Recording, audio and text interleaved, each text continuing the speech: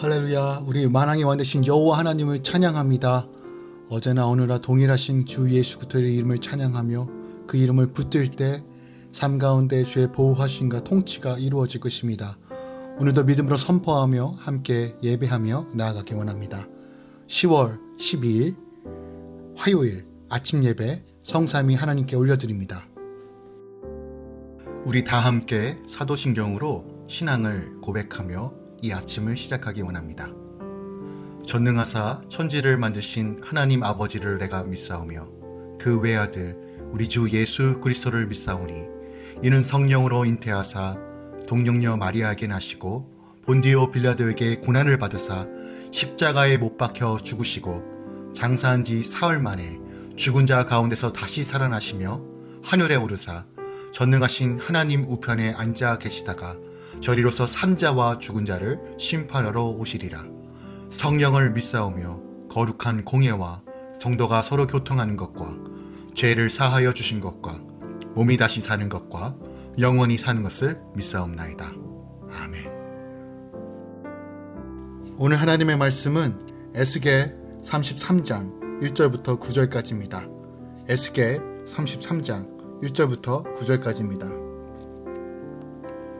여호와 말씀이 내게 임하여 이르시되 인자야 너는 내 민족에게 말하여 이르라. 가령 내가 칼을 한 땅에 임하게 한다 하자.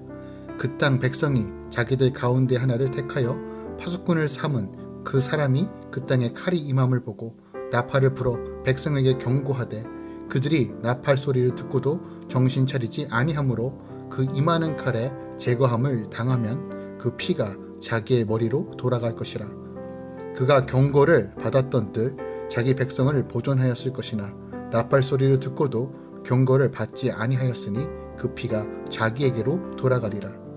그러나 칼이 임함을 파수꾼이 보고도 나팔을 불지 아니하여 백성에게 경고하지 아니하므로 그 중에 한 사람이 그 임하는 칼에 제거당하면 그는 자기 죄악으로 말미암아 제거되려니와 그 죄는 내가 파수꾼의 손에서 찾으리라.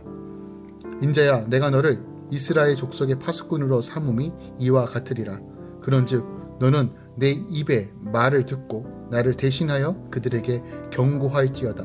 가령 내가 악인에게 이르기를 악인아 너는 반드시 죽으리라 하였다 하자.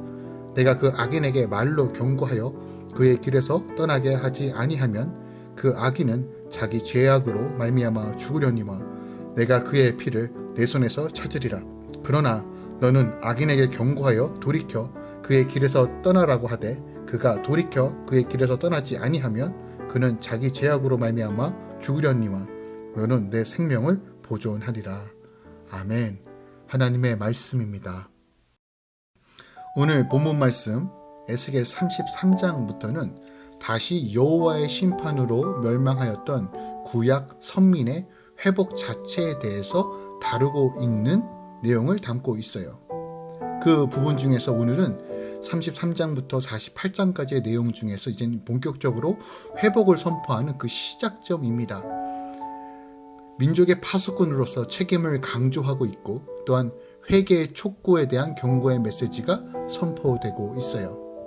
오늘 본문의 말씀을 조금 더 상세하게 다루기 원합니다. 먼저 1절부터 2절까지는 에스겔의 이스라엘 민족 파수꾼의 사명 재강조와 회개 경고 메시지가 전달 그리고 명령이 주어지고 있으며 하나님께서 에스겔을 향하여 자신의 계시의 말씀을 전하도록 명한 사실이 보도되고 있어요. 그리고 2절부터 9절까지는 파수꾼의 경고 전달 이행 여부에 따른 책임 소재 규명을 통하여 3장 16절에서 27절에서도 이 파수꾼에 대한 명령을 하신 바가 있는데 이 말씀에 이어 에스겔의 민족 파수꾼으로서 여호와 경고 말씀 전달의 책임을 재강조하고 있어요.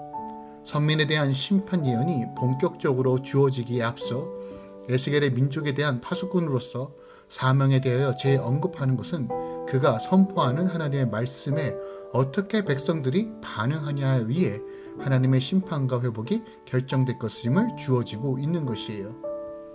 파수꾼의 사명은 다가오는 위험에 맞서 싸워 그것을 막는 것이 아니라 공동체에 어떤 위험이 다가오는지를 살펴 그것을 알려 공동체를 일깨우는 것입니다. 그렇기에 파수꾼이 다가오는 위험을 보고도 경고하지 않고 공동체로 하여금 위험에 대비하게 하지 않는다면 그 공동체는 물론이거니와 파수꾼 자신도 멸망을 피할 수 없습니다. 특별히 하나님께서 세우신 교회 안에서 말씀을 증거하는 사역을 위임받은 목회자들은 이 사명을 잘 감당해야 함도 오늘 본문이 우리에게 가르쳐주고 있어요. 그런데 이것은 목회자에게만 부여된 것이 아니라 이 세상의 악이 팽배한 가운데 하나님의 말씀을 따라 살아가야 할 모든 성도들에게 부여된 중대차한 사명이기도 하다는 거죠. 파수꾼이 경성하여 사람들로 일깨우지 않으면 결코 이 공동체가 파멸에 이를 것과 같이 하나님의 말씀을 따라 살아야 할 성도들이 이 세상을 일깨우는 직임을 소홀히 하면 안 된다는 것이에요. 이 마지막 때에 우리는 이 파수꾼의 영성이 회복되어져야 되고 이 절망 가운데 이 세상 가운데 하나님의 나라를 선포할 수 있어야 한다는 것이죠. 조금 더 본문의 내용을 상세하게 다루기 원합니다. 1절부터 4절까지는요. 하나님은 에스겔을 이스라엘 파수꾼으로 부르십니다. 그리고 백성에게 재앙이 임할 때 그가 나팔을 불어 경고하였음에도 듣지 않는 사람은 그 피가 그 머리로 돌아가리라 라고 하십니다. 우리도 각자의 은사와 소명에 따라 파수꾼의 역할을 감당해야 해요. 앞으로 닥칠 위험이 클수록 파수꾼은 크고 절박하며 정확한 나팔 소리로 경고해야 합니다. 그러나 사람들은 심판과 재앙의 말씀을 듣기 싫어하기에 우리는 파수꾼의 역할을 감당하기가 힘들어요. 그럼에도 할렐루야 공동체는 파수꾼의 사명을 다해야 한다는 것을 우리는 잊지 말아야 합니다. 파수꾼이 경고하지 않으면 나도 죽고 가정도 죽고 나라도 죽기 때문입니다. 그러므로 영적 파수꾼은 때를 얻든지 못 얻든지 복음을 전하여 사람들이 구원받도록 해야 한다는 것이에요. 5절부터 6절까지는 이 파수꾼의 책임에 대해서 나옵니다. 파수꾼의 경고를 받아들이는 백성은 구원을 받지만 경고를 받아들이지 않는 자는 죽게 될 것인데 이때 그 피 흘림은 전적으로 그의 책임입니다. 그러나 파수꾼이 칼의 임함을 보고도 사태의 심각성을 깨닫지 못해 경고의 나팔을 불지 않고 영혼들을 멸망에 빠뜨린다면 하나님은 파수꾼에게 그 책임을 묻겠다라고 하십니다.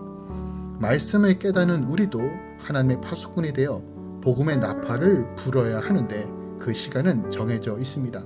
그렇기에 칼이 땅에 임하는 것처럼 급박하고 힘든 사건을 겪고 있는 사람에게 가서 복음을 전해야 한다는 것이죠.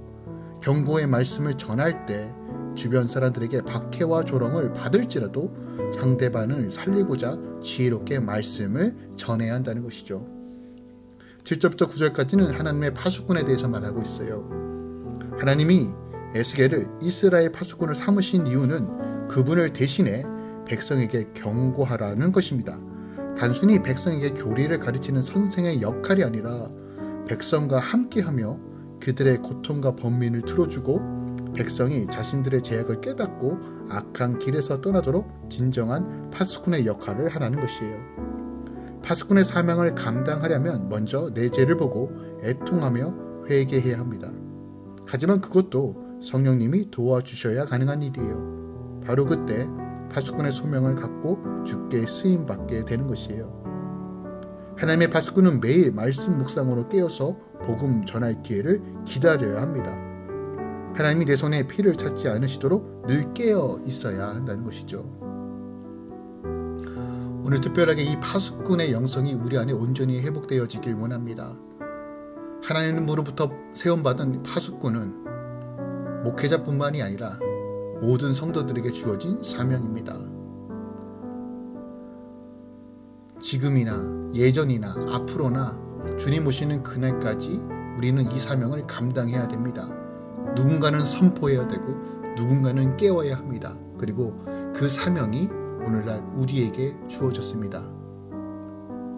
그러므로 파수꾼은 다른 이들이 영적으로 잠들어 있을 때 항상 영적으로 깨어 있어야 하고 다른 사람들이 방심하고 나태한 삶을 살 때도 정신을 바짝 차리고 경건한 삶을 살아야 합니다.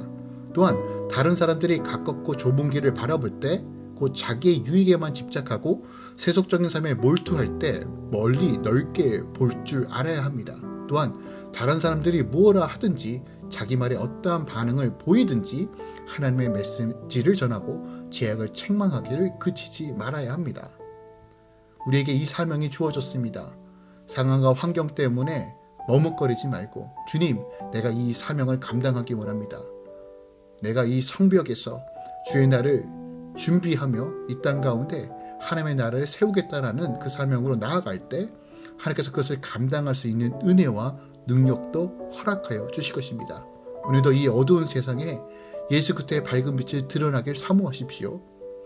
간절히 기도하십시오. 주님께서 놀라운 은혜로 우리를 이끌어 가실 것입니다. 기도하겠습니다.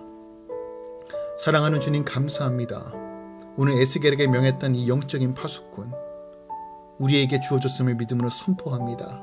기도하며 이 땅을 향해, 교회를 향해, 열방을 향해 주님께서 주신 마음을 감당하기 원합니다. 사단 마귀 권세 절대 둔타지 못하도록 지키시고 우리를 무장시켜 주시고 예수 그리스도의 이름으로 나아가게 하여 주시옵소서. 어둠을 뚫고 생명을 드러나게 하시고 우리 안에 하나님의 나라를 향한 열망과 갈망으로 더하여 주시옵소서. 주님께 맡겨드립니다. 오늘 이 아침에 결단하고 믿음으로 나아가오니 주님 우리를 사용하여 주시옵소서.